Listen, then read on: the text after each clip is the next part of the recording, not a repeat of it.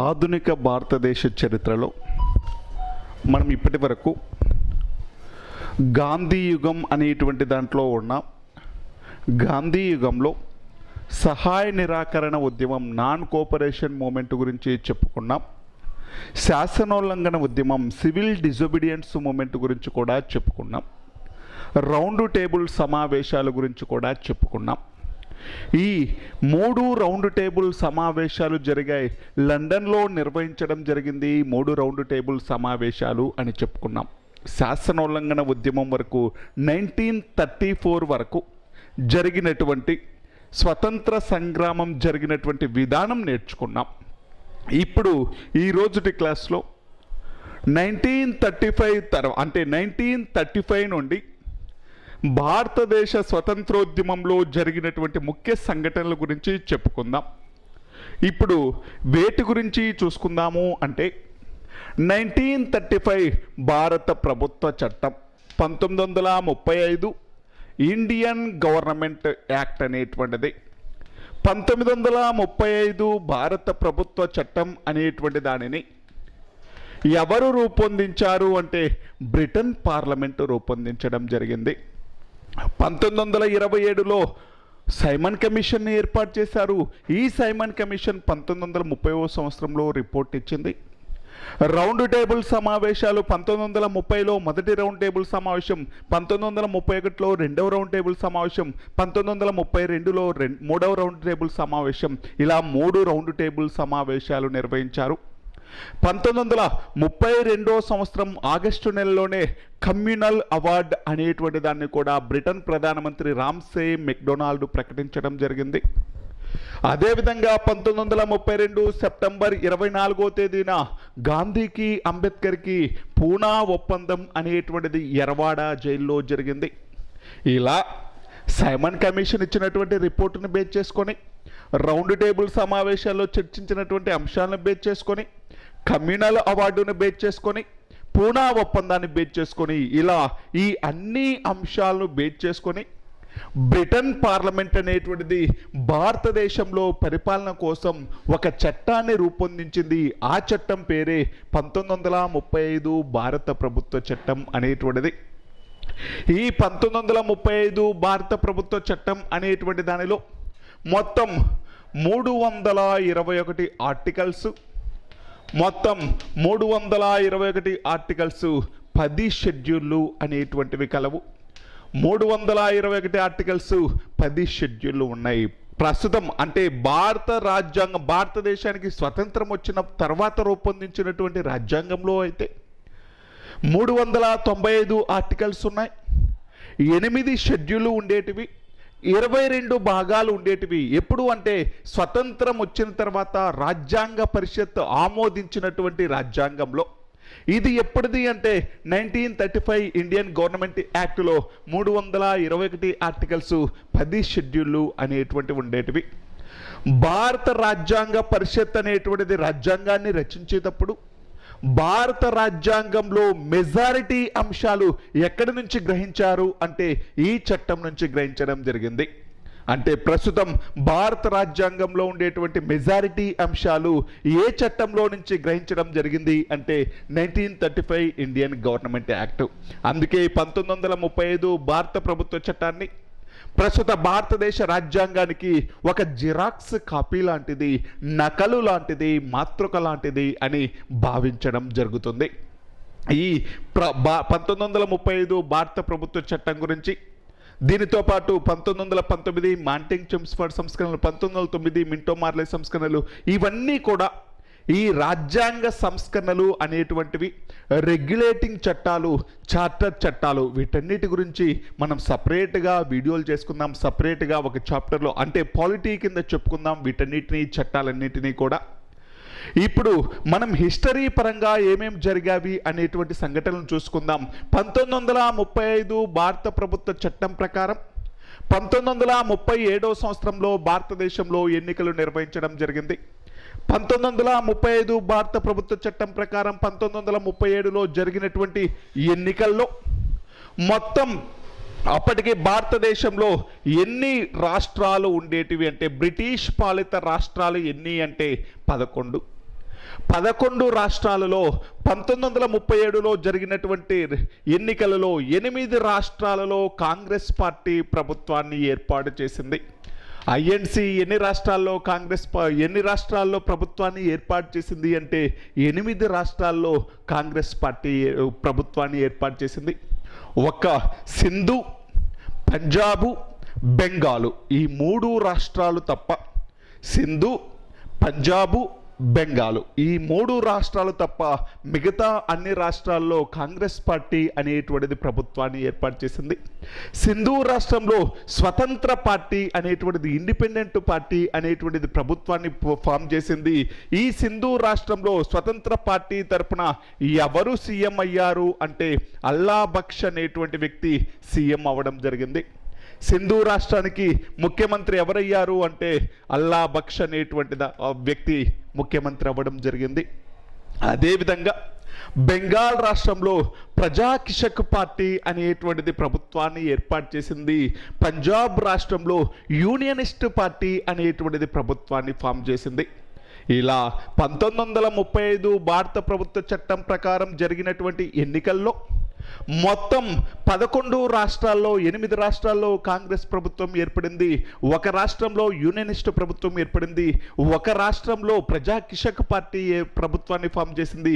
ఇంకొక రాష్ట్రంలో స్వతంత్ర పార్టీ అనేటువంటిది ప్రభుత్వాన్ని ఫామ్ చేసింది.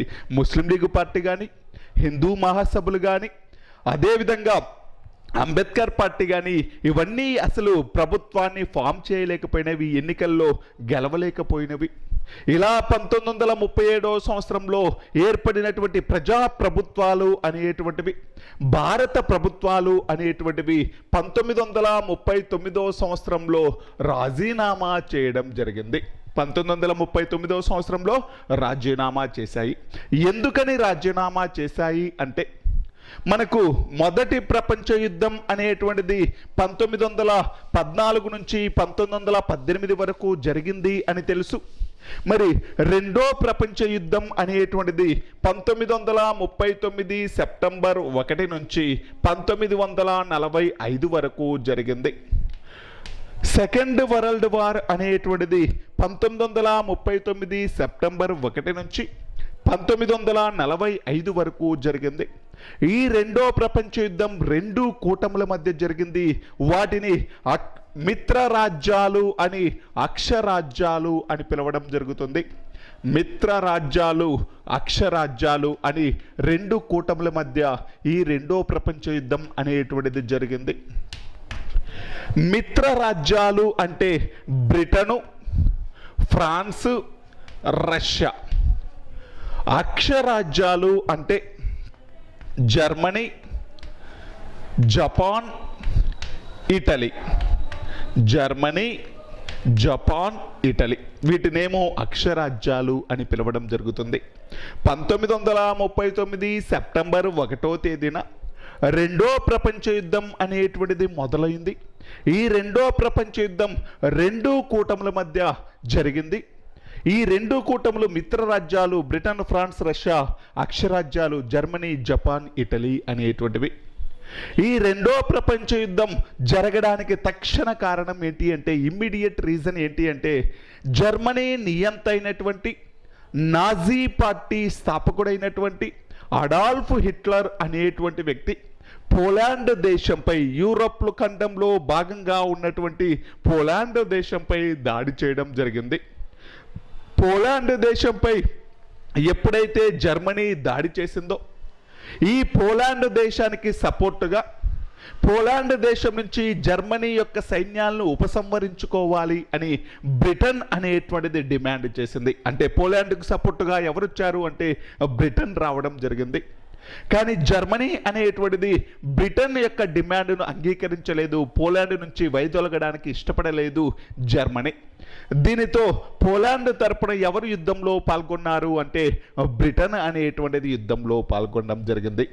ఇలా పోలాండ్ పైన జర్మనీ అనేటువంటిది దాడి చేయడంతో రెండో ప్రపంచ యుద్ధం అనేటువంటిది మొదలైంది. ఇలా 2 దేశాల మధ్య మొదలైనటువంటి ఈ యుద్ధం అనేటువంటిది ప్రపంచ యుద్ధంలాగా మారింది. కూటములు చాలా దేశాలు అనేటువంటివి ఈ యుద్ధంలో ప్రత్యక్షంగా మరియు పరోక్షంగా పాల్గొనడం జరిగింది. ఇలా రెండో ప్రపంచ యుద్ధం ఎప్పుడైతే మొదలైందో ఇదే సమయంలో అప్పటి భారతదేశంలో ఉండేటువంటి బ్రిటిష్ ప్రతినిధి అంటే వైస్రాయ్ అనేటువంటి వ్యక్తి భారతదేశం యొక్క గవర్నర్ జనరల్ అయినటువంటి లార్డ్ లిన్లిత్గో అనేటువంటి వ్యక్తి అప్పటి భారతదేశంలో బ్రిటిష్ గవర్నర్ జనరల్ ఎవరు అంటే లార్డ్ లిన్లిత్గో. ఈ లార్డ్ లిన్లిత్గో అనేటువంటి వ్యక్తి ఏమని ప్రకటన జారీ చేశాడు అంటే రెండో ప్రపంచ యుద్ధంలో బ్రిటన్ తరపున భారతదేశంలో కూడా యుద్ధంలో పాల్గొంటుంది అని ప్రకటించాడు. ఇది భారతీయులను సంప్రదించకుండా భారతదేశంలో ఉండేటువంటి ఈ ప్రజాప్రభుత్వాలను సంప్రదించకుండా ఏకపక్షంగా ఈ లిన్లిత్గో ప్రకటించడంతో లిన్లిత్గో ఏమని ప్రకటించాడు అంటే రెండో ప్రపంచ యుద్ధంలో భారత్ కూడా బ్రిటన్ తరపున యుద్ధంలో పాల్గొంటుంది అని ప్రకటించడంతో ఇలా భారతీయులను సంప్రదించకుండా ప్రభుత్వాలను సంప్రదించకుండా ఏకపక్షంగా ఈ ప్రకటన జారీ చేయడం అనేటువంటి దాన్ని నిరసిస్తూ భారతదేశంలో ఉండేటువంటి ఈ కాంగ్రెస్ ప్రభుత్వాలు అంటే 8 రాష్ట్రాల్లోని కాంగ్రెస్ ప్రభుత్వాలు దానితో పాటు స్వతంత్ర పార్టీ యొక్క ఆధ్వర్యంలో ఉండేటువంటి సింధు రాష్ట్రం కూడా తమ యొక్క పదవులకు రాజీనామా చేయడం జరిగింది. తమ యొక్క పదవులకి రాజీనామా చేశారు. ఇలా తమ యొక్క పదవులకు రాజీనామా చేసి తమ యొక్క అసంతృప్తిని బ్రిటిష్ వాళ్లకు తెలియచేయడం జరిగింది.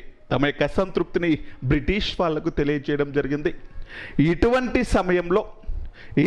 సమయంలో లార్డ్ లిన్లిత్గో అనేటువంటి వ్యక్తి భారతీయుల యొక్క మద్దతు కూడగట్టడం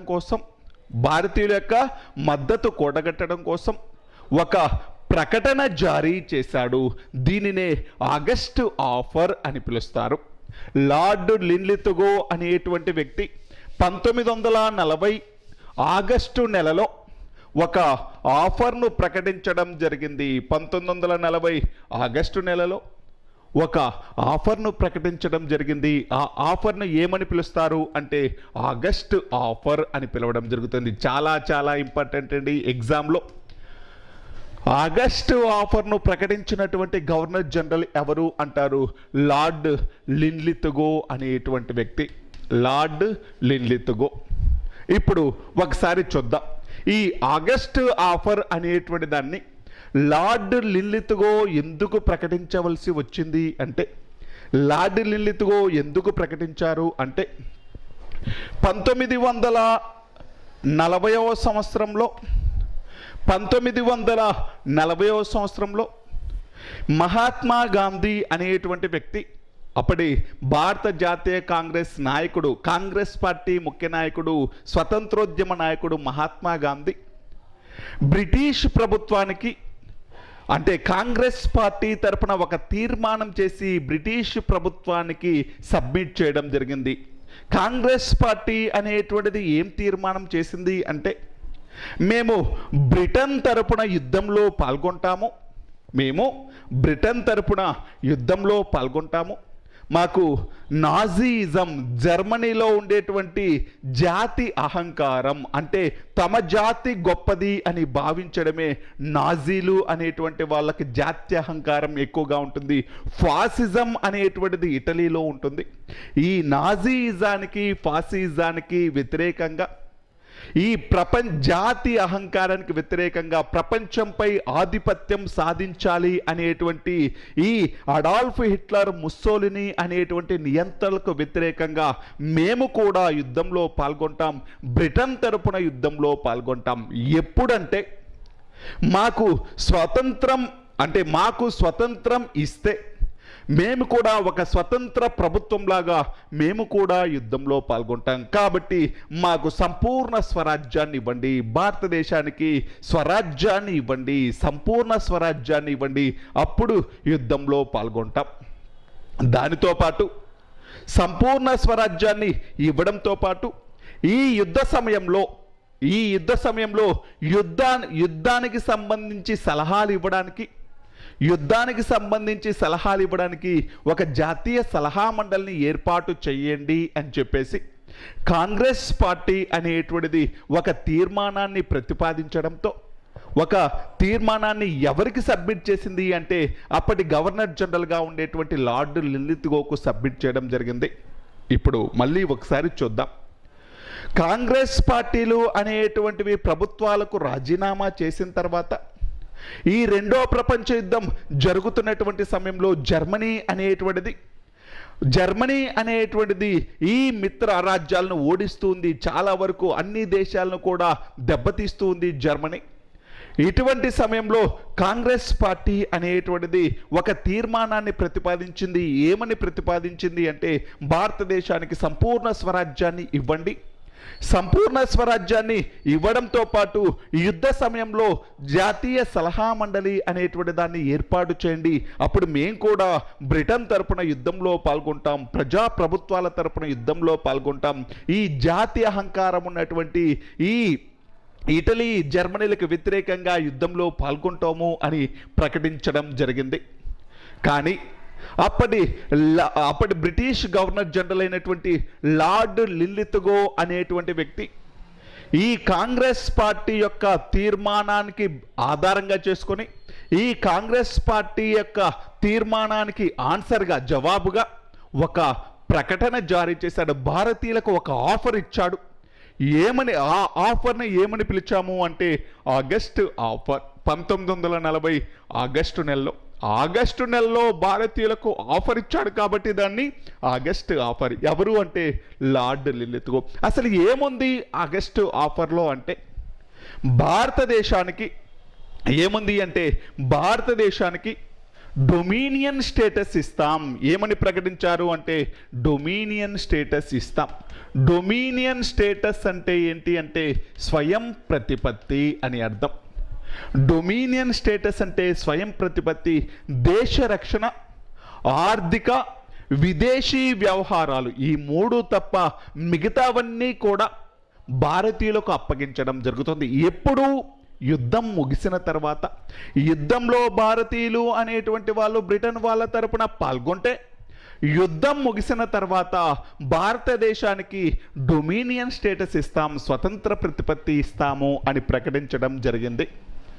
దీనితో పాటు స్వతంత్ర ప్రతిపత్తి ఇస్తాము అని ప్రకటించడంతో పాటు గవర్నర్ జనరల్ యొక్క కార్యనిర్వాహక మండలిలో భారతీయులకు ఎక్కువ ప్రాతినిధ్యం కల్పిస్తాము అని ప్రకటించడం జరిగింది. అదేవిధంగా అల్పసంఖ్యాక వర్గాల వాళ్ళకు వ్యతిరేకంగా ఉండేటువంటి రాజ్యాంగ సంస్కరణలను నిలుపుదల చేస్తాము అని ప్రకటించడం జరిగింది. మీరు ఎక్కువగా ఏమి గుర్తుపెట్టుకోవద్దు. ఆగస్టు ఆఫర్ అంటే ఏం గుర్తుపెట్టుకోవాలి అంటే యుద్ధం ముగిసిన తర్వాత భారతదేశానికి డొమినియన్ స్టేటస్ ఇస్తాము అని ఈ లార్డ్ లిన్లిత్గో ప్రకటించాడు. దీనినే ఆగస్టు ఆఫర్ అని పిలవడం జరుగుతుంది. ఈ ఆగస్టు ఆఫర్ను భారతీయులందరూ కూడా తిరస్కరించడం జరిగింది. భారతీయులందరూ కూడా తిరస్కరించారు. 1940వ సంవత్సరంలో డిసెంబర్ నెలలో, ఈ ప్రతి సంవత్సరం కూడా డిసెంబర్ నెలలో ఐఎన్సి యొక్క సమావేశం జరిగిద్ది అని చెప్పుకున్నాం. 1940 సంవత్సరం డిసెంబర్ నెలలో ఐఎన్సి సమావేశం రాయగఢ్లో జరిగింది. ఈ రాయగఢ్లో జరిగినటువంటి ఈ ఐఎన్సి సమావేశానికి అధ్యక్షత వహించిన వ్యక్తి మౌలానా అబుల్ కలాం ఆజాద్. ఈ మౌలానా అబుల్ కలాం ఆజాద్ అనేటువంటి వ్యక్తి సౌదీ అరేబియాలోని మక్కాలో జన్మించాడు. ఆల్ హిలాల్ అనేటువంటి పేపర్ను ప్రారంభించినటువంటి వ్యక్తి మౌలానా అబుల్ కలాం ఆజాద్. భారతదేశానికి స్వతంత్రం వచ్చిన తర్వాత మొదటి విద్యాశాఖ మంత్రిగా, ఎడ్యుకేషనల్ మినిస్టర్గా పనిచేశాడు మౌలానా అబుల్ కలాం ఆజాద్. మొదటి విద్యాశాఖ మంత్రి మౌలానా అబుల్ కలాం ఆజాద్ యొక్క జన్మదినమైనటువంటి నవంబర్ 11ను భారతదేశం యొక్క విద్యా దినోత్సవం లాగా సెలబ్రేట్ చేసుకోవడం జరుగుతుంది. భారతదేశం యొక్క ఎడ్యుకేషనల్ డేగా దేన్ని సెలబ్రేట్ చేస్తారు అంటే నవంబర్ 11. ఎందుకని అంటే మౌలానా అబుల్ కలాం ఆజాద్ యొక్క బర్త్డే కాబట్టి మౌలానా అబుల్ కలాం ఆజాద్ స్వతంత్ర భారతదేశానికి మొదటి విద్యాశాఖ మంత్రిగా పనిచేయడం జరిగింది. ఇలా 1940వ సంవత్సరం రాయగఢ్లో జరిగినటువంటి ఐఎన్సి సమావేశంలో లార్డ్ లిన్లిత్గో యొక్క ఆఫర్ను తిరస్కరించడం జరిగింది. లార్డ్ లిన్లిత్గో ఇచ్చినటువంటి ఈ ఆగస్టు ఆఫర్ను తిరస్కరించడం జరిగింది. ఎందుకని తిరస్కరించారు అంటే, మాకు స్వయం ప్రతిపత్తి అనేటువంటిది అవసరం లేదు, మాకు పూర్ణ స్వరాజ్యాన్ని ఇవ్వండి, కంప్లీట్ ఇండిపెండెన్స్ ఇవ్వండి, మమ్మల్ని మేమే పరిపాలించుకునేలాగా పూర్తి స్వతంత్రం ఇవ్వండి, అప్పుడు మాత్రమే మేము యుద్ధంలో పాల్గొంటాము అని ప్రకటించడం జరిగింది. దీనితో ఆగస్టు ఆఫర్ అంటే లార్డ్ లిన్లిత్గో అనేటువంటి వ్యక్తి చేసినటువంటి ఆగస్టు ఆఫర్ అనేటువంటిది విఫలమైంది. ఇటువంటి సమయంలో అంటే రెండవ ప్రపంచ యుద్ధం జరుగుతుంది ప్రపంచంలో. 1939 సెప్టెంబర్ 1న స్టార్ట్ అయింది. ఈ 1931 సెప్టెంబర్ 1న స్టార్ట్ అయినటువంటి రెండవ ప్రపంచ యుద్ధంలో మొదట జర్మనీ అనేటువంటిది అన్ని దేశాలను కూడా ఓడిస్తూ వచ్చింది. జర్మనీ అనేటువంటిది అన్ని అంటే యూరోప్లో ఉండేటువంటి స్వీడను, డెన్మార్కు, నార్వే ఇటువంటి దేశాలు, యూరోపియన్ దేశాలన్నిటినీ ఓడిస్తుంది. బ్రిటన్ అనేటువంటిది కూడా చాలా వరకు నష్టపోయింది. బ్రిటన్ కూడా దాదాపు ఓడిపోయేటువంటి దశలోకి వచ్చింది. రష్యా అనేటువంటి దానిపైన కూడా దాడి చేసింది. రష్యా కూడా ఓడిపోయే స్టేజ్లోకి వచ్చింది.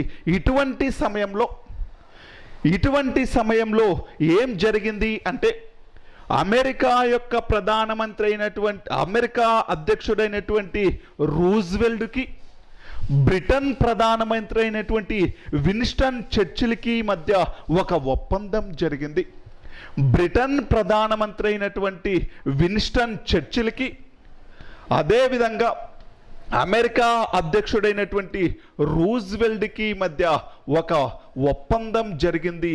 ఈ రూజ్వెల్ట్, చర్చిల్ అనేటువంటి వాళ్ళు ఒక యుద్ధ నౌకలో ఒప్పందం చేసుకున్నారు 1941వ సంవత్సరంలో.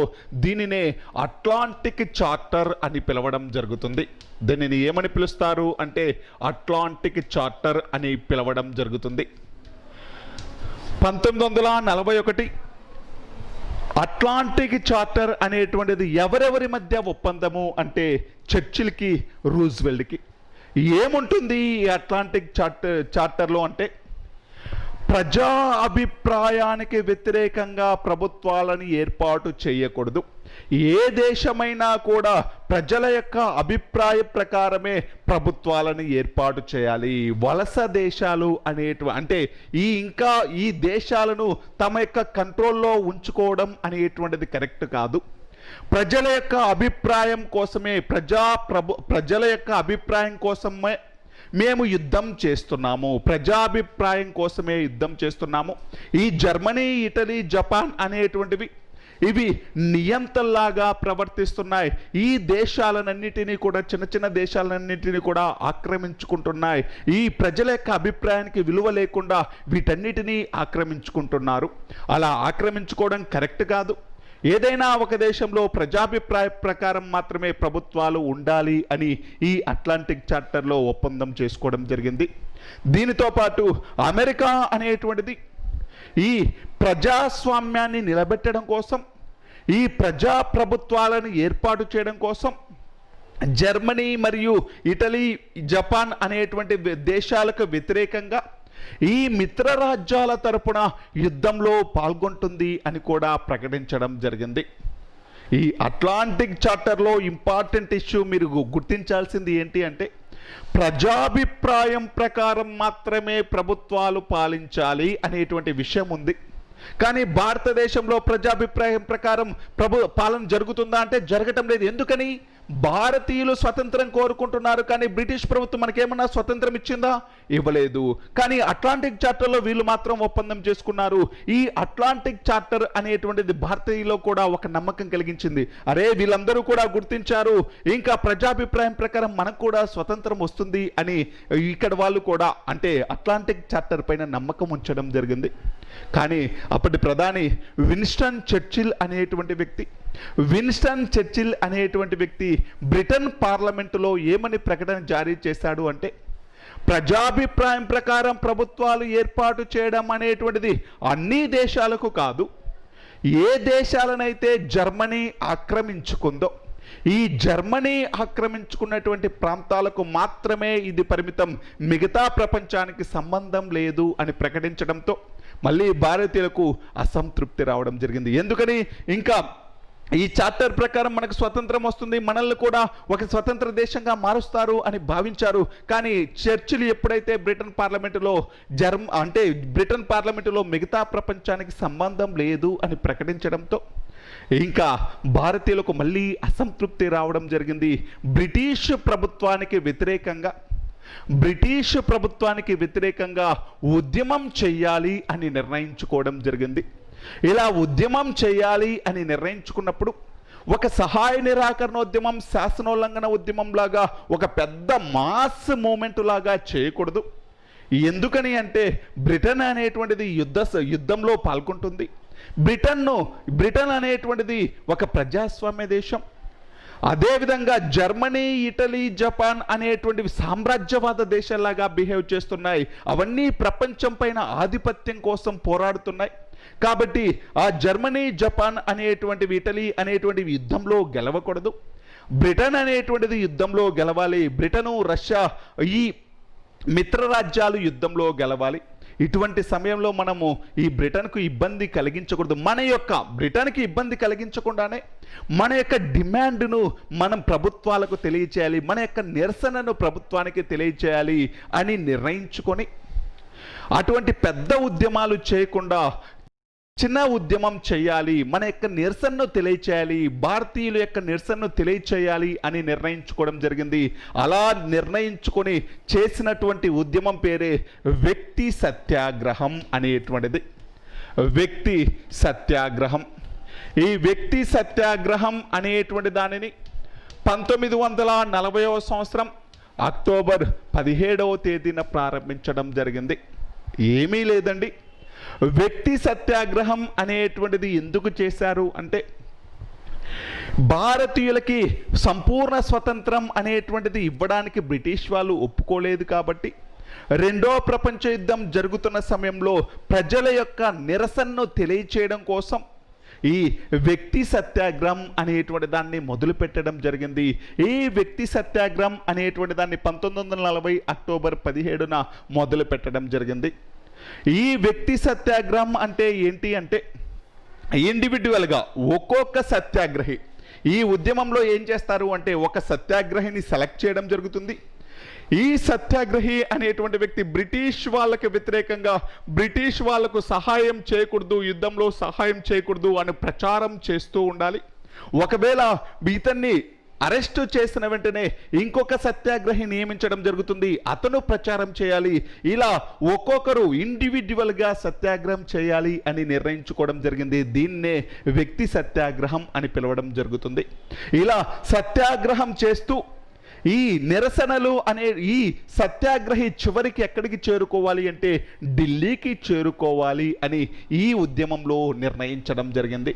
ఇలా మహాత్మా గాంధీ వ్యక్తి సత్యాగ్రహం అనేటువంటి దాన్ని రూపొందించి దీనికి మొట్టమొదటి సత్యాగ్రహిగా ఎవరిని ప్రతిపాదించాడు అంటే ఆచార్య వినోబా భావే. వ్యక్తి సత్యాగ్రహంలో మొదటి సత్యాగ్రహిగా ఎవరిని ప్రకటించాడు అంటే ఆచార్య వినోబా భావే. ఈ ఆచార్య వినోబా భావే 4 రోజులు బ్రిటిష్ వారికి వ్యతిరేకంగా ప్రచారం చేశాడు. 5వ రోజు అరెస్ట్ చేయడం జరిగింది. ఆచార్య వినోబా భావేను అరెస్ట్ చేసిన తర్వాత రెండవ సత్యాగ్రహిగా జవహర్లాల్ నెహ్రూను నియమించడం జరిగింది. ఈ జవహర్లాల్ నెహ్రూ అనేటువంటి వ్యక్తిని కూడా అరెస్ట్ చేయడం జరిగింది. ఇలా అందరినీ దాదాపు ఈ ఉద్యమం ముగిసే సమయానికి అంటే 1940 అక్టోబర్ 17 నుంచి 1941 నాటికి దాదాపు 25,000 మందిని 25,000 మందిని అరెస్ట్ చేయడం జరిగింది బ్రిటిష్ వాళ్ళు. ఈ వ్యక్తి సత్యాగ్రహం అనేటువంటిది పెద్ద చేంజెస్ ఏమీ మార్పులేమి భారతీయులకు పెద్ద చేంజెస్ ఏమీ తీసుకురాకపోయినప్పటికీ భారతదేశంలో భారతీయుల యొక్క నిరసనను ప్రపంచ దేశాలకు తెలియచేయడం కోసం ఈ ఉద్యమం వ్యక్తి సత్యాగ్రహం అనేటువంటిది నిర్వహించడం జరిగింది. ఈ సమయంలో అంటే 1941 నాటికి జర్మనీ అనేటువంటిది జర్మనీ అనేటువంటిది బ్రిటన్ను దాదాపు ఓడించినంత పని చేసింది. రష్యా పైన కూడా దాడి చేసింది. ఇదే సమయంలో జపాన్ కూడా ఇటువైపు ఉండేటువంటి ఆసియా దేశాలన్నిటిని కూడా ఆక్రమించుకుంటుంది. వియత్నాంను ఆక్రమించుకుంది, బర్మాను ఆక్రమించుకుంది, మలేషియాను ఆక్రమించుకుంది, ఇండోనేషియాను ఆక్రమించుకుంది, చైనా పైన కూడా దాడి చేయడానికి సిద్ధంగా ఉంది. ఇటువంటి సమయంలో జర్మనీ అనేటువంటిది కూడా ఆసియా ప్రాంతాలను ఆక్రమించుకుంది. అంతే, జపాన్ అనేటువంటిది ఆసియా దేశాలను ఆక్రమించుకుంది.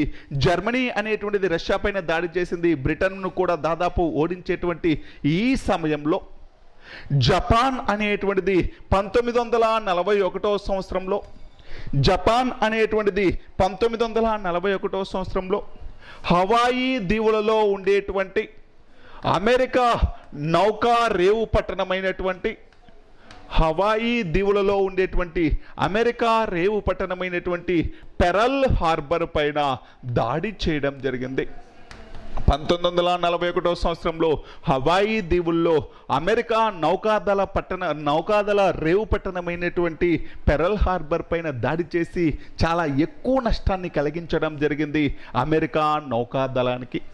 దీనితోటి ప్రత్యక్షంగా ఇప్పటి వరకు అమెరికా అనేటువంటిది యుద్ధంలో పాల్గొనకపోయినప్పటికీ బ్రిటన్కు సహాయం చేస్తుంది. అంటే మందుగుండు, అంటే ఆయుధాలను సప్లై చేస్తూ కానీ, నైతికంగా మోరల్గా సపోర్టు చేస్తూ కానీ, ఈ మిత్రరాజ్యాలకు సపోర్టు చేస్తూ ఉన్నటువంటి అమెరికా అనేటువంటిది ఎప్పుడు రెండో ప్రపంచ యుద్ధంలో పాల్గొంది అంటే జపాను ఎప్పుడైతే అమెరికా నౌకాదళ రేవు పట్టణమైనటువంటి పెరల్ హార్బర్ పైన దాడి చేసిందో అప్పుడు అమెరికా యుద్ధంలో పాల్గొంది. ఇదే గేమ్ చేంజర్.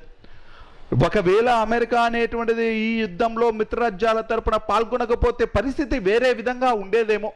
కానీ ఎప్పుడైతే అమెరికా అనేటువంటిది యుద్ధంలో పాల్గొందో అప్పటి నుంచి మిత్రరాజ్యాలు అనేటువంటివి యుద్ధంలో గెలవడం స్టార్ట్ చేశాయి. యుద్ధంలో పైచేయి అనేటువంటిది మిత్రరాజ్యాలు అయింది. ఇటువంటి సమయంలో జపాన్ అనేటువంటిది మంచిగా అన్ని దేశాలను కూడా ఓడిస్తున్నటువంటి సమయంలో, ఆసియా దేశాలను ఓడిస్తున్నటువంటి సమయంలో, మొత్తం ఆగ్నేయాసియా దేశాలన్నిటినీ కూడా ఓడిస్తున్నటువంటి సమయంలో, చైనా అనేటువంటి దానికి ప్రమాదకరంగా పరిణమిస్తున్నటువంటి సమయంలో భారతదేశాన్ని కూడా ఆక్రమించుకుంటుంది అని భారతీయులు భయపడ్డారు. దీనితో పాటు అమెరికా అనేటువంటిది, బ్రిటన్ అనేటువంటి ఇవన్నీ దేశాలు కూడా భయపడడం జరిగింది. ఇటువంటి సమయంలో అసలు భారతీయుల యొక్క మద్దతు పొందాలి అని నిర్ణయించుకున్నారు. భారతీయులు కూడా రెండో ప్రపంచ యుద్ధంలో బ్రిటిష్ వాళ్ళ తరపున యుద్ధంలో పాల్గొనాలి, మిత్రరాజ్యాల తరపున యుద్ధంలో పాల్గొనాలి అంటే వీళ్ళను కన్విన్స్ చేయాలి అని నిర్ణయించుకోవడం జరిగింది. ఇలా కన్విన్స్ చేయడానికి అప్పటి బ్రిటన్ ప్రధానమంత్రి విన్స్టన్ చర్చిల్ అనేటువంటి వ్యక్తి అంత సిద్ధంగా లేకపోయినప్పటికీ అమెరికా అధ్యక్షుడు రూజ్వెల్ట్ యొక్క ఒత్తిడి మేరకు, అదేవిధంగా యుద్ధంలో ఇంకా ఓడిపోతాము అన్న భయంతో భారతీయుల యొక్క మద్దతు పొందడం కోసం ఒక కమిటీని, ఒక రాయబారిని భారతదేశానికి పంపించారు. ఆ రాయబారే క్రిప్స్. ఆ రాయబారం పేరే క్రిప్స్ రాయబారం అనేటువంటిది. క్రిప్స్ రాయబారం 1942.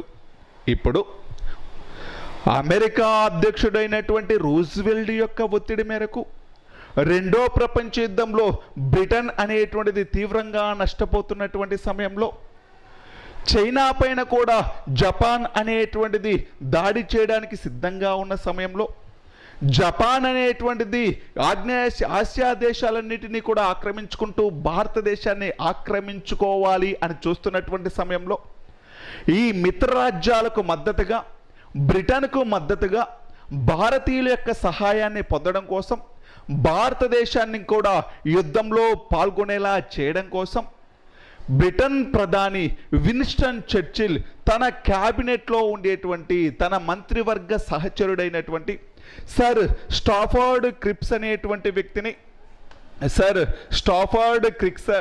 అనేటువంటి వ్యక్తిని భారతదేశానికి పంపించాలి అని నిర్ణయించుకోవడం జరిగింది.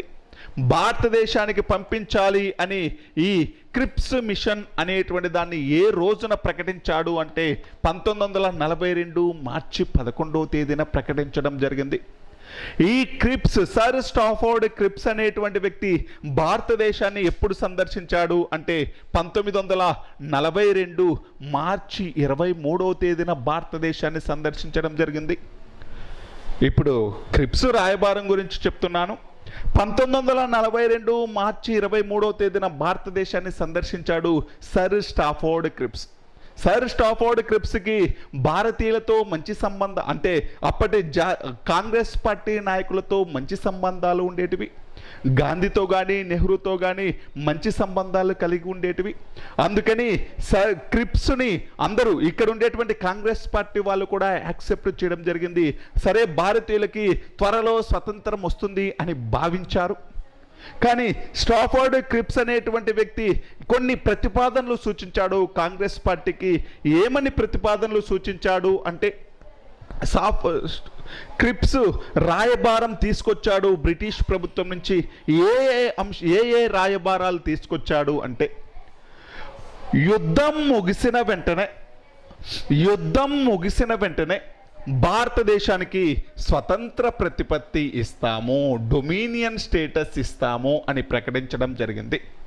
యుద్ధం ముగిసిన వెంటనే భారతదేశానికి డొమినియన్ స్టేటస్ ఇస్తాము అని ప్రకటించడం జరిగింది. దీనితో పాటు భారతీయులకు రాజ్యాంగాన్ని రచించుకోవడానికి, రాజ్యాంగాన్ని తయారు చేసుకోవడానికి ఒక రాజ్యాంగ పరిషత్తును ఏర్పాటు చేస్తాము అని ప్రకటించడం జరిగింది. స్వతంత్ర ప్రతిపత్తి ఇస్తాము, అదేవిధంగా భారతీయులు రాజ్యాంగాన్ని తయారు చేసుకోవడానికి రాజ్యాంగ పరిషత్తును ఏర్పాటు చేస్తాము అని ప్రకటించడం జరిగింది. ఎవరికైనా భారతదేశంలో ఉండేటువంటి రాష్ట్రాలకి లేకపోతే ప్రాంతాలకి ఈ రాజ్యాంగం ఇష్టం లేకపోతే వాళ్ళు ఈ రాజ్యాంగాన్ని ఆమోదించవలసినటువంటి అవసరం లేదు, వాళ్ళు స్వతంత్రంగా కూడా ఉండవచ్చు అని చెప్పాడు క్రిప్స్.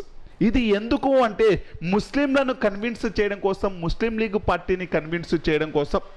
ముస్లిం లీగ్ పార్టీ అనేటువంటిది ఎప్పటి నుంచో పాకిస్తాన్ అనేటువంటి దేశాన్ని కోరుతుంది. ఒకవేళ భారతదేశానికి స్వతంత్రం ఇస్తే ముందు పాకిస్తాన్గా విడగొట్టి అప్పుడు స్వతంత్రం ఇవ్వండి అని ప్రకటించారు ముస్లిం లీగ్ పార్టీ వాళ్ళు. ఈ ముస్లిం లీగ్ పార్టీ వాళ్ళను సాటిస్ఫై చేయడం కోసం వీళ్ళు ఎలాగో, ముస్లిం లీగ్ పార్టీ నాయకులు ఎలాగో రాజ్యాంగాన్ని ఆమోదించారు కాబట్టి వీళ్ళని సాటిస్ఫై చేయడం కోసం రాజ్యాంగం ఎవరికైతే ఇష్టం ఉండదో వాళ్ళు స్వతంత్రంగా కూడా ఉండవచ్చు. బ్రిటిష్ ప్రభుత్వం అంటే బ్రిటిష్ ప్రభుత్వంలో భాగంగా, బ్రిటిష్ సామ్రాజ్యంలో భాగంగా వాళ్ళు స్వతంత్ర ప్రతిపత్తితోటి ఉండొచ్చు అని ప్రకటించారు సర్ స్టాఫోర్డ్ క్రిప్స్ అనేటువంటి వ్యక్తి. సర్ స్టాఫోర్డ్ క్రిప్స్ అనేటువంటి వ్యక్తి ఇలా సర్ స్టాఫోర్డ్ క్రిప్స్ అనేటువంటి వ్యక్తి భారతదేశానికి రాయబారం తీసుకొచ్చాడు. ఇదే క్రిప్స్ మిషన్ లేకపోతే క్రిప్స్ రాయబారం 1942 మార్చి నెలలో, 1942 మార్చి నెలలో ఈ క్రిప్స్ అనేటువంటి వ్యక్తి భారతదేశంలో ఉండేటువంటి అనేక పార్టీ నాయకులతోటి ఢిల్లీలో మీటింగ్ పెట్టుకొని, అంటే ఢిల్లీలో సమావేశమయ్యి ఈ క్రిప్స్ అనేటువంటి వ్యక్తి బ్రిటిష్ ప్రభుత్వం చెప్పినటువంటి అంశాలను భారతీయులకు చేర్చవేయడం జరిగింది. రాయబారిలాగా, మధ్యవర్తిలాగా వ్యవహరించడం జరిగింది. కానీ మహాత్మా గాంధీ ఈ క్రిప్స్ ప్రతిపాదనలకు యాక్సెప్ట్ చేయలేదు. ఎందుకని యాక్సెప్ట్ చేయలేదు అంటే, మొదటి ప్రపంచ యుద్ధం చూసుకున్నాం 1914 నుంచి 1918 నవంబర్ వరకు. ఈ మొదటి ప్రపంచ యుద్ధం జరుగుతున్నటువంటి సమయంలోనే భారతదేశంలో హోమ్ రూల్ ఉద్యమం అనేటువంటిది తీసుకొచ్చారు. ఈ హోమ్ రూల్ ఉద్యమం జరుగుతున్నటువంటి సమయంలో అప్పుడు గవర్నర్ జనరల్ అయినటువంటి మాంటెంగ్ ఒక ప్రకటన జారీ చేశాడు. ఏమని, అప్పటి మాంటెంగ్ గవర్నర్ జనరల్ కాదు, అప్పటి సెక్రటరీ ఆఫ్ స్టేట్ మాంటెంగ్ ఒక ప్రకటన జారీ చేశాడు. ఏమని ప్రకటన జారీ చేశాడు అంటే, యుద్ధం ముగిసిన వెంటనే స్వతంత్ర ప్రతిపత్తి ఇస్తాము అనే ప్రకటన జారీ చేసినప్పటికీ యుద్ధం ముగిసిన తర్వాత ఆ స్వతంత్ర ప్రతిపత్తి ఇవ్వలేదు. అంటే మొదటి ప్రపంచ యుద్ధం జరిగిన అప్పటి అనుభవాలు భారతీయులకి ఇంకా అప్పటికి మెదులుతూనే ఉన్నాయి. మొదటి ప్రపంచ యుద్ధం ముగిసిన తర్వాత స్వతంత్ర ప్రతిపత్తి ఇస్తామన్నారు, ఇవ్వలేదు. మళ్ళీ ఇప్పుడేం చెప్తున్నాడు, రెండో ప్రపంచ యుద్ధం ముగిసిన తర్వాత భారతీయులకు స్వతంత్ర ప్రతిపత్తి ఇస్తామన్నాడు క్రిప్స్. బ్రిటిష్ వాళ్ళ యొక్క మాటలు నమ్మడానికి లేదు.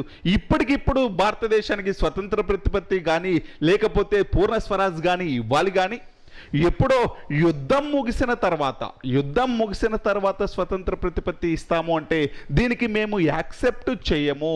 మాకు ఇదే కనుక క్రిప్స్ రాయబారం అంటే క్రిప్స్ తీసుకొచ్చినటువంటి రాయబారం అయితే ఇంకా మాట్లాడేదేమీ లేదు, మళ్ళీ మీరు రిటర్న్ వెళ్ళిపోండి అని క్రిప్స్ను కోరాడు మహాత్మా గాంధీ. ఈ క్రిప్స్ రాయబారం ఈ క్రిప్స్ రాయబారాన్ని మహాత్మా గాంధీ ఏమని వర్ణించాడు అంటే ఒక చల్లని చెక్కు లాంటిదిలాగా వర్ణించడం జరిగింది. ఏమని వర్ణించాడు అంటే దివాలా తీసేటువంటి బ్యాంకు ముందు రోజు వేసి చెల్లించే చల్లని చెక్కులాగా వర్ణించడం జరిగింది. ఎవరు అంటే Mahatma Gandhi. Post dated cheque drawn on crashing bank అంటే అర్థం ఏంటి అంటే ఈ బ్యాంక్ అనేటువంటిది ఈరోజు దివాలా తీయబోతుంది. కానీ పోస్ట్ డేటెడ్ చెక్ అంటే దివాలా తీసేటువంటి రోజు 20వ డేట్ అనుకుందాం. చెక్కు ఇస్తారు, బ్యాంక్ అనేటువంటిది ఒక చెక్ ఇస్తుంది. ఈ చెక్కులో మీకు 5 లక్షలు ఇవ్వాలయ్యా, ఈ చెక్కు ఈ డేట్ను వచ్చి మార్పించుకోండి. డేట్ ఏమిచ్చింది? 21 ఇచ్చింది. యాక్చువల్గా బ్యాంక్ ఎప్పుడు దివాలా తీసింది? 20వ తేదీ దివాలా తీసింది. 20వ తేదీ దివాలా తీసేసింది, మూసేసింది. మనం 21 పోతాడు, బ్యాంక్ ఉంటుందా? ఉండదు. అంటే ఆల్రెడీ బ్రిటిష్ అనేటువంటిది యుద్ధంలో ఓడిపోతుంది, జపాన్ చేతిలో ఓడిపోతుంది, ఈ అక్షరాజ్యాల తరపున యుద్ధంలో ఓడిపోతుంది బ్రిటన్ అనేటువంటిది.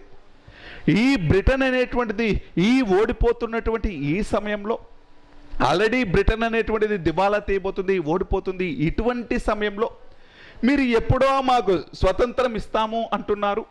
మాకు ఎప్పుడో మీరు స్వతంత్రం ఇవ్వడం కాదు, మాకు ఇప్పుడు స్వతంత్రం ఇవ్వండి, మాకు సంపూర్ణ స్వరాజ్యం ఇస్తాము అని ఇప్పుడే ప్రకటించండి.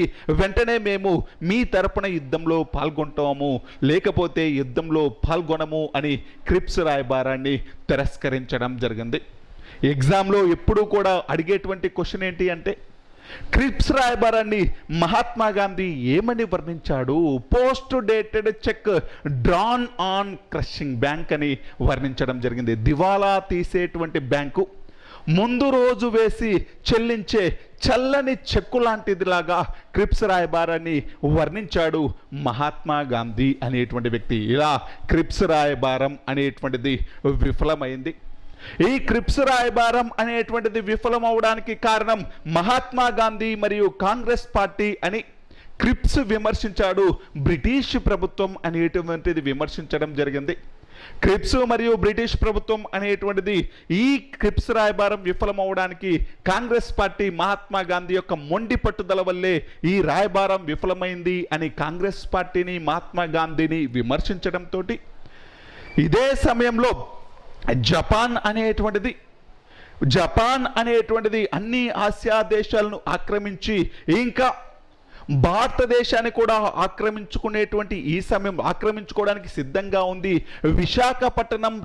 విశాఖపట్నం రేవు పట్టణం పైన కూడా దాడి చేయడం జరిగింది, బాంబులు వేయడం జరిగింది. 1942వ సంవత్సరంలో విశాఖపట్నం పైన కూడా బాంబులు దాడి చేయడంతో, అంటే రేవు ఉంది అక్కడ, హార్బర్ ఉండిద్ది, ఆ హార్బర్ పైన కూడా బాంబు దాడులు చేయడంతో జపాన్ ఆక్రమిస్తుందో అన్న భయం ఒకవైపు, బ్రిటిష్ వాళ్ళు ఇప్పటికీ కూడా భారతదేశానికి స్వతంత్రం ఇవ్వలేదు అన్నటువంటి కారణం రెండో వైపు. ఇంకా ఇటువంటి సమయంలోనే ఇంకా మనం ఖచ్చితమైనటువంటి ఉద్యమం చేయాలి. ఇప్పుడు చేసేటువంటి ఉద్యమం అనేటువంటిది ఎండ్ పాయింట్ ఏమై ఉండాలి అంటే స్వతంత్రమే ఎండ్ పాయింట్ అవ్వాలి. స్వతంత్రం వచ్చేంత వరకు కూడా ఈ ఉద్యమం కొనసాగించాలి అని నిర్ణయించుకొని ఒక గొప్ప ఉద్యమం చేయాలి అని నిర్ణయించుకున్నారు. ఆ ఉద్యమం పేరే ఫిట్ ఇండియా ఉద్యమం. ఆ ఉద్యమం ఏంటి అంటే ఫిట్ ఇండియా ఉద్యమం అనేటువంటిది. క్విట్ ఇండియా ఉద్యమం చాలా చాలా ఇంపార్టెంట్ అండి. భారతదేశ జాతీయోద్యమంలో మహాత్మా గాంధీ నేతృత్వంలో జరిగినటువంటి మూడవ గొప్ప ఉద్యమం, చివరి గొప్ప ఉద్యమం క్విట్ ఇండియా ఉద్యమం అనేటువంటిది ఎప్పుడు జరిగింది అంటే 1942 ఆగస్టు 8వ తేదీన మొదలైంది. 1942 ఆగస్టు 8వ తేదీన క్విట్ ఇండియా ఉద్యమం అనేటువంటిది స్టార్ట్ అయింది. అసలు ఈ ఉద్యమం అనేటువంటిది ఎలా జరిగిందో చూద్దాం. ఎప్పుడైతే జపాన్ అనేటువంటిది విశాఖపట్నం రేవు పైన బాంబు దాడి చేసిందో, భారతదేశాన్ని ఆక్రమించుకుంటుంది అన్న భయం భారతదేశ కాంగ్రెస్ పార్టీ నాయకుల్లో కలిగింది. బ్రిటన్ అనేటువంటిది కూడా ఓడిపోయేటువంటి దశలో ఉంది. ఇటువంటి సమయంలో మనం బ్రిటన్ పైన ఎక్కువ ఒత్తిడి కలిగించాలి. ఇటువంటి సమయంలో మనం గనక గట్టిగా ఉద్యమం చేస్తే, బ్రిటిష్ వాళ్ళపైన ఎక్కువ ఒత్తిడి కలిగిస్తే భారతీయులకు స్వతంత్రం ఇస్తారు అనేటువంటి ఉద్దేశంతో ఈ క్విట్ ఇండియా ఉద్యమం అనేటువంటిది క్విట్ ఇండియా ఉద్యమం ప్రారంభించడం జరిగింది. సహాయ నిరాకరణ ఉద్యమం లేకపోతే శాసనోల్లంఘన ఉద్యమం అనేటువంటిది కాంగ్రెస్ పార్టీ నాయకత్వంలో జరిగింది. అంటే మహాత్మా గాంధీ నాయకత్వంలో జరిగింది. నాయకులు ఎలా చెబితే ప్రజలు అనేటువంటి వాళ్ళు అలా ఉద్యమం చేశారు. సహాయ నిరాకరణ ఉద్యమం మనకు తెలుసు. 1922 ఫిబ్రవరి 5వ తేదీన చౌరీ చౌరా అనేటువంటి ప్లేస్లో జరిగినటువంటి అంటే హింసాత్మక సంఘటన వల్ల 1922 ఫిబ్రవరి 11వ తేదీన మహాత్మా గాంధీ ఆపేయమని ప్రకటిస్తే ఆగిపోయింది. అంటే నాయకులు ఏమి చెప్తే ప్రజలు అదే చేసేవాళ్ళు. ఎప్పుడు సహాయ నిరాకరణ ఉద్యమం, శాసనోల్లంఘన ఉద్యమం సమయానికి, ఇంకా క్విట్ ఇండియా ఉద్యమం సమయానికి ఇది నాయకత్వం లేకుండా జరిగినటువంటి ఉద్యమం. నాయకుల యొక్క అంటే నాయకులు ఉన్నా లేకపోయినా ప్రజలు అనేటువంటి వాళ్ళు ఉద్యమాన్ని నిర్వహించడం జరిగింది. ప్రజలు అప్పటికే బ్రిటిష్ వాళ్ళపైన విసిగిపోయినటువంటి ప్రజలు అనేటువంటి వాళ్ళు నాయకులు ఉన్నప్పటికీ లేనప్పటికీ వీళ్ళు ఉద్యమం చేయాలి అని నిర్ణయించుకున్నారు. అందుకే ఈ ప్రకటన జారీ చేసినటువంటి రోజే 1942 ఆగస్టు 8వ తేదీనే కాంగ్రెస్ పార్టీ నాయకులందరినీ, ఉద్యమ నాయకులందరినీ బ్రిటిష్ వాళ్ళు అరెస్ట్ చేసినప్పటికీ క్విట్ ఇండియా ఉద్యమం అనేటువంటిది తీవ్రంగా జరిగింది. ప్రజలు అనేటువంటి వాళ్ళు ప్రత్యక్షంగా ఈ ఉద్యమంలో పాల్గొన్నారు. బ్రిటిష్ ప్రభుత్వానికి తీవ్రమైనటువంటి ఆస్తి నష్టం అనేటువంటిది కలిగించారు. టెలిగ్రాఫ్ లైన్లు, టెలిఫోన్ లైన్లు, రైల్వేలు, ప్రభుత్వ ఆస్తులకు విపరీతమైనటువంటి నష్టం అనేటువంటిది కలిగించడం జరిగింది. అందుకే ఎటువంటి నాయకులు లేకుండా జరిగినటువంటి ఉద్యమం అని దేన్ని పిలుస్తారు అంటే క్విట్ ఇండియా ఉద్యమాన్ని పిలుస్తారు. నాయకులు లేకుండా జరిగినటువంటి ఉద్యమం ఏంటి అంటే క్విట్ ఇండియా ఉద్యమం. చూద్దాం క్విట్ ఇండియా ఉద్యమం అనేటువంటిది ఎలా జరిగిందో. క్రిప్స్ రాయబారం విఫలమైన వెంటనే కాంగ్రెస్ పార్టీ అనేటువంటిది ఒక ఉద్యమం చేయాలి, ఇంకా ఇదే చివరి ఉద్యమం కావాలి అన్న ఉద్దేశంతో ఈ క్విట్ ఇండియా ఉద్యమం అనేటువంటిది చేయాలి అని నిర్ణయించుకోవడం జరిగింది. 1942 ఆగస్టు 7వ తేదీన 1942 ఆగస్టు 7వ తేదీన బొంబాయిలో కాంగ్రెస్ పార్టీ యొక్క అఖిలపక్ష కాంగ్రెస్ పార్టీ సమావేశం అనేటువంటిది నిర్వహించారు 1942 ఆగస్టు నెలలో. ఈ 1942 ఆగస్టు 7వ తేదీన నిర్వహించినటువంటి ఈ కాంగ్రెస్ పార్టీ మీటింగ్లో క్విట్ ఇండియా ఉద్యమం అనేటువంటిది చెయ్యాలి అనేటువంటి తీర్మానం ప్రవేశపెట్టారు. ఈ తీర్మానాన్ని ఎప్పుడు ఆమోదించారు అంటే 1942 ఆగస్టు 8వ తేదీన ఆమోదించడం జరిగింది. ఈ ఆమోదించినటువంటి రోజునే క్విట్ ఇండియా ఉద్యమం ప్రారంభమైనటువంటి రోజుగా భావించడం జరుగుతుంది. యాక్చువల్గా క్విట్ ఇండియా ఉద్యమం అనేటువంటిది 1942 ఆగస్టు 8వ తేదీన క్విట్ ఇండియా ఉద్యమం తీర్మానం ఆమోదించారు. కానీ ఉద్యమం అనేటువంటిది స్టార్ట్ చేస్తున్నాము అని ప్రకటించలేదు. ఈ తీర్మానాన్ని ఆమోదిస్తూ కాంగ్రెస్ పార్టీ మహాత్మా గాంధీ ఒక ప్రకటన జారీ చేశాడు. ఏమని ప్రకటన జారీ చేశాడు అంటే, ఇంకా ఈ ఉద్యమమే భారతదేశ స్వతంత్రోద్యమంలో చివరి ఉద్యమం కావాలి, ఈ ఉద్యమంతో భారతదేశానికి స్వతంత్రం రావాలి, విజయమో వీరస్వర్గమో ఇప్పుడే నిర్ణయించుకోవాలి, ఈ ఉద్యమంలోనే తేల్చేసుకోవాలి, డూ ఆర్ డై అనేటువంటి నినాదం ఇవ్వడం జరిగింది. డూ ఆర్ డై అనేటువంటి నినాదం మహాత్మా గాంధీ ఏ ఉద్యమం సందర్భంగా ఇచ్చాడు? క్విట్ ఇండియా ఉద్యమం సందర్భంగా ఇచ్చాడు. ఇలా ఆగస్టు 8వ తేదీన క్విట్ ఇండియా ఉద్యమం యొక్క సారాంశాన్ని చదివి వినిపించాడు మహాత్మా గాంధీ. ఇలా క్విట్ ఇండియా ఉద్యమం తీర్మానం ఎప్పుడైతే ఆమోదించారో అదే రోజున, అంటే ఆగస్టు 8వ తేదీన ఆమోదించారు. తర్వాత రోజున అంటే ఆగస్టు 9వ తేదీన కాంగ్రెస్ పార్టీ నాయకులందరినీ కూడా అరెస్ట్ చేశారు.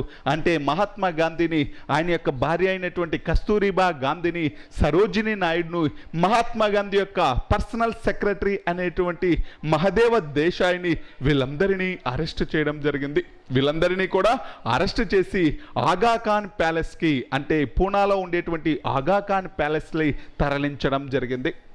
ఇలా నాయకులందరినీ కూడా అరెస్ట్ చేస్తే ప్రజలు అనేటువంటి వాళ్ళు నాయకత్వం లేకుండా ఈ ఉద్యమం ఆగిపోతుంది అన్నటువంటి ఉద్దేశంతో నాయకులందరినీ కూడా అరెస్ట్ చేయడం జరిగింది. అయినప్పటికీ ఇంకా నాయకత్వం లేకపోవడంతో, చెప్పేవాళ్ళు లేకపోవడంతో, ఒక సిద్ధాంతం లేకపోవడంతో, ఒక ప్లానింగ్ లేకపోవడంతో ఎవరికి వారు, అంటే సామాన్య ప్రజలు ఎవరికి తోచిన విధంగా వాళ్ళు ఉద్యమం చేశారు. ప్రభుత్వ ఆస్తులకు విపరీతంగా నష్టం కలిగించారు. హింసాయుత పద్ధతిలో జరిగింది క్విట్ ఇండియా ఉద్యమం అనేటువంటిది. ఈ ఉద్యమ కాలంలో ప్రధాన పాత్ర పోషించినటువంటి వాళ్ళు ఎవరు అంటే విద్యార్థులు అనేటువంటి వాళ్ళు, బెనారస్ హిందూ యూనివర్సిటీ స్టూడెంట్స్. మెయిన్గా ఎవరు అంటే BHU students, Banaras Hindu University students. వీళ్ళతో పాటు రెండో తరం కాంగ్రెస్ పార్టీ నాయకులు, అంటే రెండో తరం కాంగ్రెస్ పార్టీ నాయకులైనటువంటి అరుణా అసఫ్ అలీ, ఉషా మెహతా, వీళ్ళందరూ కూడా ఉద్యమంలో పాల్గొనడం జరిగింది. వీళ్ళతో పాటు కమ్యూనిస్టులు కాదు, సోషలిస్టులు, సామ్యవాద నాయకులైనటువంటి రామ్ మనోహర్ లోహియా, జయప్రకాష్ నారాయణ అనేటువంటి వాళ్ళు కూడా ఈ ఉద్యమంలో ప్రముఖ పాత్ర పోషించడం జరిగింది. జయప్రకాష్ నారాయణ ఇప్పుడు జయప్రకాష్ నారాయణ కాదండి, అప్పట్లో సామ్యవాద పార్టీ నాయకుడు జయప్రకాష్ నారాయణ అనేటువంటి వ్యక్తి చాలా ప్రముఖమైనటువంటి వ్యక్తి. బెనారస్ హిందూ యూనివర్సిటీ స్టూడెంట్స్, కాంగ్రెస్ పార్టీలోని రెండవ తరం నాయకులు, దానితో పాటు సామ్యవాదులు, కాంగ్రెస్ పార్టీలోనే సామ్యవాదులు ఉండరు, సోషలిస్ట్ పార్టీ ఉండేది. మనం చూసుకుంటే కాంగ్రెస్ పార్టీలో సోషలిస్ట్ శాఖ అనేటువంటిది, సోషలిస్ట్ పార్టీ అనేటువంటిది 1934 సంవత్సరంలోనే ఏర్పాటు చేయడం జరిగింది. 1930 కాంగ్రెస్ పార్టీలోనే అంతర్భాగంగా ఉంటూ సోషలిస్ట్ పార్టీని 1934 సంవత్సరంలో ఏర్పాటు చేయడం జరిగింది. ఈ సోషలిస్టులు అనేటువంటి వాళ్ళు ఉద్యమంలో ప్రముఖ పాత్ర పోషించడం జరిగింది. బ్రిటిష్ వారు పత్రికలపైన ఆంక్షలు విధించడంతో కమ్యూనికేషన్ ఇన్స్ట్రుమెంట్స్ పైన కమ్యూనికేషన్ అంటే ప్రజలకు నాయకుల నుంచి కమ్యూనికేషన్ అనేటువంటిది లేకపోవడంతో కాంగ్రెస్ పార్టీ అనేటువంటిది ప్రత్యేకంగా ఒక రేడియో ద్వారా ప్రజలకు తమ యొక్క సందేశాలను పంపించడం జరిగింది. ఇలా రేడియో ద్వారా తమ యొక్క ప్రసంగాలను ప్రజలకు చేరవేసినటువంటి వ్యక్తి ఎవరు అంటే ఉషా మెహతా. చాలా ఇంపార్టెంట్ అండి. రేడియో ప్రసంగాల ద్వారా ఈ ప్రజలను ఉత్తేజితం చేసినటువంటి వ్యక్తి క్విట్ ఇండియా ఉద్యమం కాలంలో ఉషా మెహతా. ఈమెతో పాటు రామ్ మనోహర్ లోహియా అనేటువంటి వ్యక్తి. కానీ ఎగ్జామ్లో ఎప్పుడు ఏమడుగుతాడు అంటే రేడియో ప్రసంగాల ద్వారా క్విట్ ఇండియా ఉద్యమాన్ని ప్రచారం చేసినటువంటి వ్యక్తి ఎవరు అంటే ఉషా మెహతా. దీనితో పాటు అరుణా అసఫ్ అలీ ఈ ఉద్యమ కాలంలో ప్రముఖ పాత్ర పోషించింది. ఈ ఉద్యమానికి క్విట్ ఇండియా ఉద్యమపు మహారాణిగా ఎవరిని పిలుస్తారు అంటే అరుణా అసఫ్ అలీని పిలవడం జరుగుతుంది. చాలా ఇంపార్టెంట్ అండి. అరుణా అసఫ్ అలీని ఏమని పిలుస్తారు అంటే క్విట్ ఇండియా ఉద్యమ మహారాణిగా పిలవడం జరుగుతుంది. ఉద్యమంలో ప్రధాన పాత్ర పోషించినటువంటి వ్యక్తి అరుణా అసఫ్ అలీ. మహారాణిగా, క్విట్ ఇండియా ఉద్యమ మహారాణిగా పిలుస్తారు. రేడియో ప్రసంగాల ద్వారా క్విట్ ఇండియా ఉద్యమాన్ని ప్రచారం చేసింది ఉషా మెహతా. ఇలా అన్ని పార్టీల వాళ్ళు ఈ క్విట్ ఇండియా ఉద్యమంలో పాల్గొన్నప్పటికీ ప్రభుత్వ ఆస్తులకు విపరీతమైన నష్టం కలిగించినప్పటికీ బ్రిటిష్ ప్రభుత్వం అనేటువంటిది తమ యొక్క తీవ్రమైనటువంటి అణచివేత చర్యల ద్వారా ఒక 4 నెలల్లోనే క్విట్ ఇండియా ఉద్యమం అనేటువంటి దాన్ని అణచివేయడం జరిగింది. ఈ క్విట్ ఇండియా ఉద్యమంలో భారతీయులందరూ పాల్గొన్నప్పటికీ ఒక్క కమ్యూనిస్టులు మాత్రం క్విట్ ఇండియా ఉద్యమంలో పాల్గొనలేదు. కమ్యూనిస్టులు ఎందుకని క్విట్ ఇండియా ఉద్యమంలో పాల్గొనలేదు అంటే తమ యొక్క మాతృదేశం ఉంది. కమ్యూనిస్టులకు పుట్టిలులాగా రష్యా దేశాన్ని పిలుస్తాం. ఈ రష్యా దేశం అనేటువంటిది రెండవ ప్రపంచ యుద్ధంలో ఎవరి తరపున యుద్ధం అంటే ఈ రష్యా దేశం, బ్రిటన్ దేశం, అమెరికా ఇవన్నీ ఒక కూటమి. మరి ఈ రష్యా దేశం అనేటువంటిది ఓడిపోతూ ఉంది కదా. ఇటువంటి సమయంలో క్విట్ ఇండియా ఉద్యమంలో అందరూ పాల్గొంటే బ్రిటన్ ఓడిపోయింది. బ్రిటన్కు ఎగెయినెస్ట్గా క్విట్ ఇండియా ఉద్యమం చేస్తున్నాం కాబట్టి బ్రిటన్కు తలనొప్పి. అంటే ఎవరికి తలనొప్పి? రష్యాకు కూడా తలనొప్పి.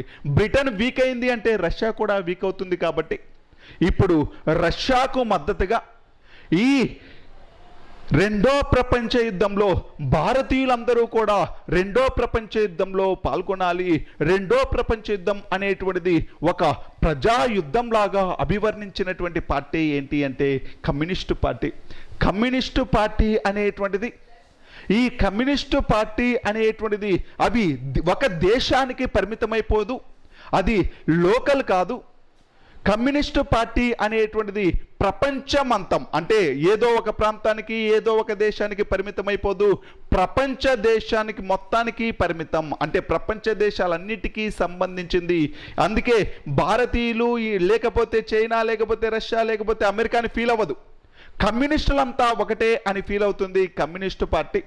చైనాలో ఉన్న కమ్యూనిస్టు, భారతదేశంలో ఉన్న కమ్యూనిస్టు ఇద్దరూ ఒకటే అని ఫీల్ అవుతుంది. చైనా వేరు, భారతదేశం వేరు అని ఫీల్ అవ్వదు. అందుకే 1962 చైనాతో యుద్ధం వచ్చినప్పుడు కొంతమంది కమ్యూనిస్టుల్లో ఒక వర్గం ఏం చేసింది? చైనాకు మద్దతు తెలిపింది. అంటే వాళ్ళకు దేశం కంటే కూడా వాళ్ళ యొక్క సిద్ధాంతం అనేటువంటిది ఇంపార్టెంటు. ఆ సిద్ధాంతం కోసమే ఈ రెండో ప్రపంచ యుద్ధంలో కమ్యూనిస్టులు అనేటువంటి వాళ్ళు ఎవరికి మద్దతు నిలిచారు అంటే మిత్ర రాజ్యాలకు మద్దతుగా నిలవడం జరిగింది. ఇలా క్విట్ ఇండియా ఉద్యమం అనేటువంటిది 1942 ఆగస్టు 8వ తేదీన ప్రారంభమైనట్టు చెప్తారు.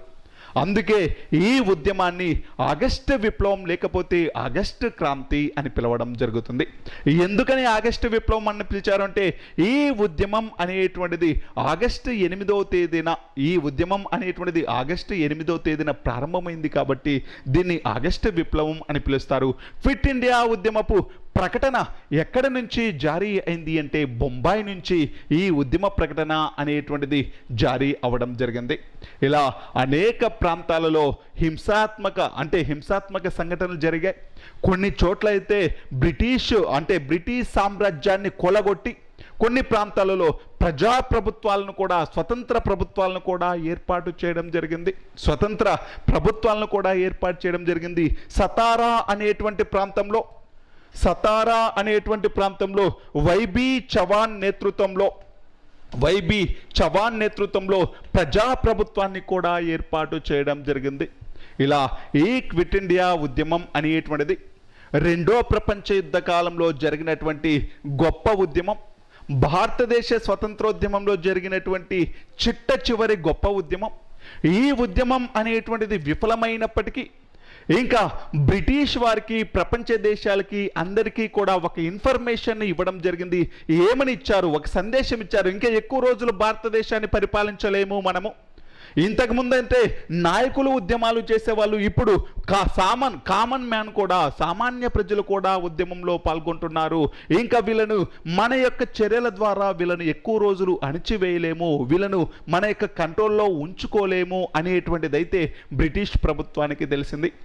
ఇటువంటి సమయంలోనే అంటే క్విట్ ఇండియా ఉద్యమ కాలంలో ఆంధ్రదేశంలో పెద్దగా ఉద్యమాలేమీ జరగలేదు. ఉద్యమం చేయాలి అని నిర్ణయించుకున్నారు. ఉద్యమం ఎలా చేయాలి అనేటువంటిది అప్పటి కాంగ్రెస్ పార్టీ కార్యదర్శి అయినటువంటి కళా వెంకట్రావు అనేటువంటి వ్యక్తి రాష్ట్రంలోని అన్ని జిల్లాల కాంగ్రెస్ పార్టీ ఆఫీసులకు ఒక లెటర్ను పంపించడం జరిగింది, ఒక సర్క్యులర్ను పంపించడం జరిగింది.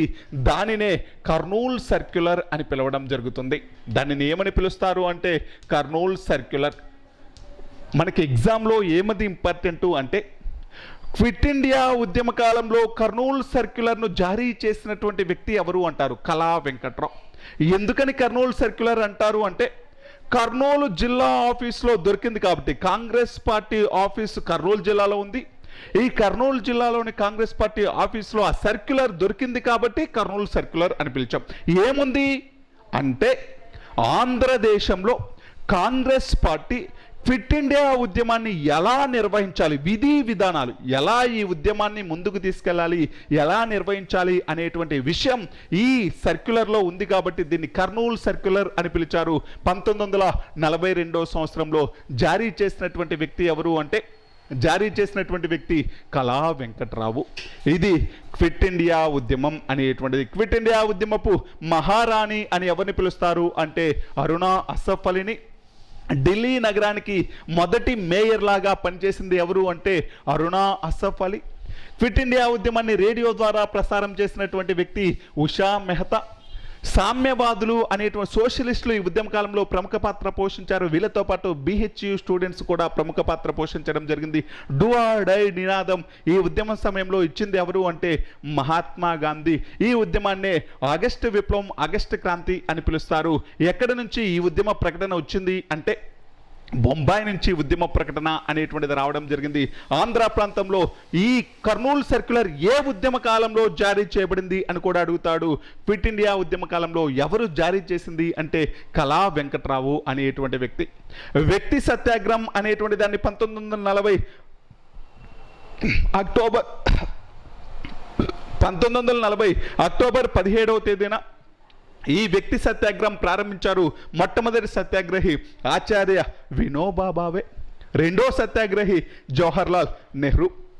అట్లాంటిక్ చార్టర్ 1941వ సంవత్సరంలో జరిగింది. ఎవరెవరి మధ్య జరిగింది అంటే అమెరికా అధ్యక్షుడు రూజ్వెల్ట్కు బ్రిటన్ ప్రధాని విన్స్టన్ చర్చిల్కు మధ్య జరిగింది అట్లాంటిక్ చార్టర్ అనేటువంటిది. క్రిప్స్ రాయబారం 1942 మార్చి 11వ తేదీన ప్రకటించాడు. భారతదేశానికి 1942 మార్చి 23వ తేదీన రావడం జరిగింది. క్రిప్స్ రాయబారాన్ని ఒక చల్లని చెక్కులాగా, post dated cheque drawn on crashing bank లాగా వర్ణించినటువంటి వ్యక్తి మహాత్మా గాంధీ. క్రిప్స్ రాయబారం విఫలమవడంతో భారతీయులు చేసినటువంటి ఉద్యమం పేరు క్విట్ ఇండియా ఉద్యమం అనేటువంటిది. 1935 భారత ప్రభుత్వ చట్టం ప్రకారం ఎన్నికలు ఏ సంవత్సరం నిర్వహించారు? 1937వ సంవత్సరంలో నిర్వహించారు. మొత్తం 11 రాష్ట్రాల్లో ఎన్ని రాష్ట్రాల్లో కాంగ్రెస్ ప్రభుత్వాలు ఏర్పడ్డాయి? 8 రాష్ట్రాల్లో కాంగ్రెస్ ప్రభుత్వాలు అనేటువంటిది ఏర్పడ్డాయి. రెండవ ప్రపంచ యుద్ధం 2 కూటముల మధ్య జరిగింది. అక్షరాజ్యాలు, మిత్రరాజ్యాలు. అక్షరాజ్యాలు జర్మనీ, జపాను, ఇటలీ. మిత్రరాజ్యాలు బ్రిటను, ఫ్రాన్సు, రష్యా అనేటువంటివి. జపాన్ అనేటువంటిది 1941వ సంవత్సరంలో అమెరికా ఆధీనంలో ఉన్నటువంటి హవాయి దీవుల్లోని పెరల్ హార్బర్ రేవు పట్టణం పైన దాడి చేయడంతో అప్పుడు అమెరికా అనేటువంటిది రెండో ప్రపంచ యుద్ధంలో పాల్గొనడం జరిగింది. అమెరికా పాల్గొన్న తర్వాతే మిత్రరాజ్యాలు అనేటువంటివి ఈ యుద్ధంలో గెలుపు దిశకు వెళ్ళాయి. లేకపోతే అప్పటి వరకు ఓడిపోయేటువంటి దిశలోనే ఉన్నాయి.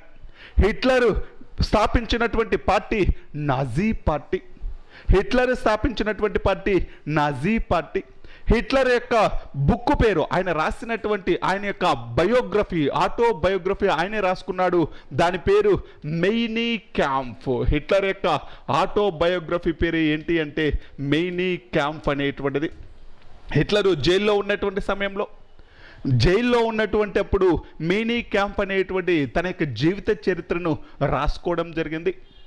ఇలా నాజీయిజం అనేటువంటిదేమో జర్మనీలో, ఫాసిజం అనేటువంటిదేమో ఇటలీ యొక్క నియంతలాగా ఎవరిని చెప్తారు అంటే ముస్సోలిని. ఈ ముస్సోలిని అనేటువంటి వ్యక్తి ఇటలీ నియంత. ఇటలీలో ఉండేటువంటిదేమో ఫాసిజం. నాజీయిజం, ఫాసిజం అంటే అర్థం ఏంటి అంటే తమ జాతే గొప్పది అనేటువంటి భావన. ప్రపంచంలో తమ జాతే అన్ని జాతుల కంటే గొప్పది, మేమే ప్రపంచం పైన ఆధిపత్యం కలిగి ఉండాలి, ప్రపంచ దేశాలన్నీ కూడా మా కంట్రోల్లో ఉండాలి అనేటువంటి సామ్రాజ్యవాద భావనే ఈ నాజీయిజం, ఫాసిజం అనేటువంటివి. ఇది మనం ఈ వీడియోలో చెప్పుకునేటువంటి క్లాస్లో ఏమేం చెప్పానంటే, ఒకటి వ్యక్తి సత్యాగ్రహం, రెండవది అట్లాంటిక్ చార్టర్, తర్వాత క్రిప్స్ రాయబారం, క్విట్ ఇండియా ఉద్యమం అనేటువంటివి రిమైనింగ్ తర్వాత వీడియోలో చెప్పుకుందాం.